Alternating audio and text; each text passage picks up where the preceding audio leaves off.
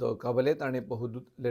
لیډریډینګ هسپتال مخې ته یو کس چې کوم دی هغه وژل شوی دی وجه د جیداد تنازع یادوي او دا کس دغه ټایم کې کچرو ته راغلی و تاریخ یو دې حوالې سره چې په کابل تاڼې کې کوم ایف ای آر درج شوی نو د هغې مطابق وسیم ولد فدا محمد دا د شریکیر اوسیدونکي دي متنو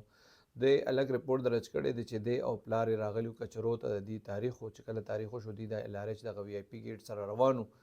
دی وایي چې درې کسان په دې باندې رال په دې باندې ډزې کړې دي په دې کې د مودی خو بچ دی د پلار فدا محمد چې کوم دی دا د حساس ادارې ملازم و نه ریټایر شوی او دی لګېدلی او دی زخمي و بیا دی مړ شو